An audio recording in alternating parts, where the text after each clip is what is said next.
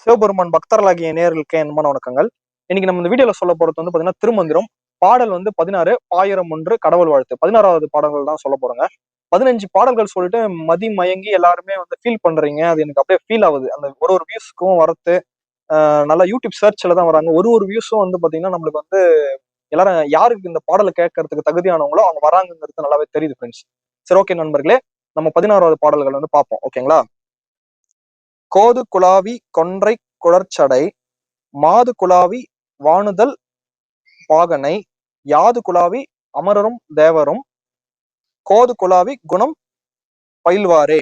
அதாவது குலாவிங்கிறதுலாம் குழந்தைய குறிக்குது. ஓகேங்களா? அது வந்து குலாவினா நம்ம வந்து ஒரு குழந்தை மாதிரி தன்மையில குறிக்குது. அதுதான் சொல்றாங்க. நம்ம பாடல்களை சொல்லுவோம். கொன்றை பூவை சூடிக்கொண்டு சுருள் சுருளான சடையை உடையவரும் அழகு நிறைந்து பிரகாசிக்கும் நெற்றியை கொண்டிருக்கும் இருக்கின்றவன் சிவபெருமானே.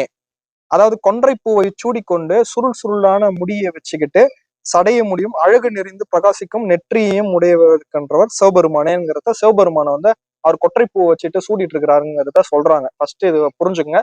புரியலன்னா திருப்பி கேளுங்க. திருமந்திரத்துக்கு தேவை மிக மிக மிக பொறுமை அவசியம். ஓகேங்களா? சரி, ஓகே, அடுத்தது பார்ப்போம். உமாதேவியை தனது இடபாகத்தில் உடையவரும் ஒரு மாசில்லாத தூய்மை உடையவருமான இருக்கின்றவன் சிவனே. அதாவது உமாதேவினா சிவன் பார்வதி அவர் வந்து அர்த்தநாதீஸ்வரா பாதி கொடுத்தாருல. இடது பாகத்தை வந்து அதாவது சிவபெருமான் வந்து பார்வதிக்கு கொடுத்திருக்காரு. அதை உமாதேவி கொடுத்திருக்காரு. அதே மாதிரி அவர் வந்து குறை சொல்ல முடியாதவர், தூய்மையானவர். அவர் வந்து மாசற்றவர், தூய்மையானவர் அப்படிங்கறது வந்து செகண்ட் பாயிண்டா சொல்றாங்க. ஓகேங்களா?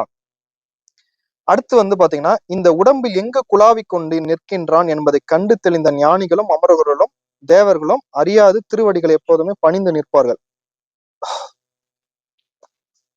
அதாவது வந்து பாத்தீங்கன்னா, தேவர்களு, ஞானிகளு, ரிஷிகளு, முனிவர்களு அவர்கள் வந்து பாத்தீங்கன்னா சிவனோட வந்து அடியும் முடியும் கண்டது கிடையாது. அவரோட அடியும் கண்டது கிடையாது. அவர் வந்து எப்படி இருக்கிறாருங்கிறத அவங்களால உணர முடியாம சிவனோட வந்து திருவடிகள்லயே வந்து பணிஞ்சிருப்பாங்க. அவரோட பாதமே போதும் அப்படின்னு சொல்லிட்டு அத்தோட நிறுத்திப்பாங்க அப்படிங்கறத வந்து சொல்றாங்க ஃப்ரெண்ட்ஸ். ஓகேங்களா?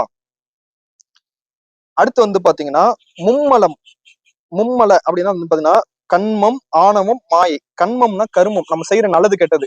நம்ம ஒரு விஷயம் செய்யறோம்னா நம்மளுக்கு ஏற்படக்கூடிய மனிதர்களுக்கு முக்கியமா வந்து இந்த கர்ம வினைகள் வந்து பாதிக்கும். துறவிங்களுக்கு பாதிக்காது, சில ஞானிகளுக்கும் பாதிக்காது. மனிதர்களுக்கு வந்து ஒரு இல்லற துறவியா இருக்கிறவங்க அவங்களுக்கு கர்மம் வந்து பாதிக்கும். அது வந்து விஷயம் இருக்கு. மத்தவங்களுக்கு வந்து பெருசா கர்மம் பாதிக்காது. அந்த ஒரு விஷயம் இருக்குது. ஆணவம், மாயை, இந்த குற்றங்களை நீக்கி, இந்த குற்றங்களை 3 குற்றங்கள் இருக்குல்ல, இந்த 3 குற்றங்களை நீக்கி சத்துவ குணத்துடன் இருந்து தவம் பயில்வார்கள் ஈசனிடத்தில். இந்த ரிஷிகள், ஞானிகள், முனிவர்கள் இவங்க எல்லாருமே வந்து பாத்தீங்கன்னா அவங்களோட ஆணவம், மாய, அந்த கர்ம வினை எல்லாத்தையுமே வந்து நீக்கிட்டு ஈசன் இடத்துல வந்து சத்துவ குணம்னா ஒரு சாது ஒரு சாதுனா எதுவுமே எந்த விதமே இருக்காது. சாதுவான குணத்துல வந்து பயில்வார்கள் அப்படிங்கறத சொல்றாங்க. அதாவது வந்து கொற்றை பூவை சூடி சுருள் சுருளான முடியில வந்து அழகான பிரகாசிக்கக்கூடிய நெற்றியை உடையவன் வந்து சிவபெருமான. உமாதேவிக்கு இடது பக்கத்துல கொடுத்து மாசற்றனா இருக்கக்கூடியவர் வந்து சிவபெருமான. இது 2வது பாயிண்ட். 3வது பாயிண்ட், ரிஷிகளும் ஞானிகளும் வந்து பாத்தீங்கன்னா இவரை பத்தி புரிஞ்சிக்க முடியாதனால வந்து அவர் திருவடிகளே சரணடைஞ்சு, எப்பா நீ வந்து எனக்கு எதுவுமே வேணாம், நீ வந்து எதுவுமே வந்து எல்லாமே சிவனே அப்படிங்கிறத உணர்ந்து சிவனை புரிஞ்சுக்க முடியாதனால அவர் திருவடிகளே போதும்னு சொல்லிட்டு சரணடைறாங்க. அதே மாதிரி அந்த ரிஷிகளும் ஞானிகளும் முனிவர்களும் வந்து பாத்தீங்கன்னா அந்த கண்மமம் கண்மமம் ஆணவம், மாயை இந்த 3த்துலயும் விலகி சிவபெருமான கிட்ட வந்து பாத்தீங்கன்னா சத்துவ குணத்துடன் தவம் பயில்வார்கள். தவம் பயில்வார்னா சிவனே கெதியேன்னு ஆயிடுவாங்க அப்படிங்கிறத சொல்றாங்க.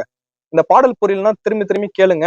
16வது பாடல் அற்புதமான பாடல், உங்களுக்கு நல்லா புரியும் என்பதை கூறிக்கொண்டு இந்த வீடியோ உங்களுக்கு பிடிச்சிருந்தா லைக் பண்ணுங்க, ஷேர் பண்ணுங்க, சப்ஸ்கிரைப் பண்ணுங்க. சிவபெருமானம் போற்றி, திருமூல சித்திரம் போற்றி. அவங்க பாதத்துல வந்து வணங்குறதுக்கு முன்னாடி நான் அப்படியே பாடலுக்குள்ள போயிட்டேன். எனக்கு மெய் மறந்து சிவன் இழுத்துட்டு போயிட்டாரு. அவங்கள பாதத்துல வந்து வணங்கணுங்கிறதையும் சொல்லிக்கொண்டு இந்த வீடியோ வந்து விடைபெறுகிறேன். லைக் பண்ணுங்க, ஷேர் பண்ணுங்க, சப்ஸ்கிரைப் பண்ணுங்க, கமெண்ட்ஸ் பண்ணுங்க ஃப்ரெண்ட்ஸ். தேங்க்யூ.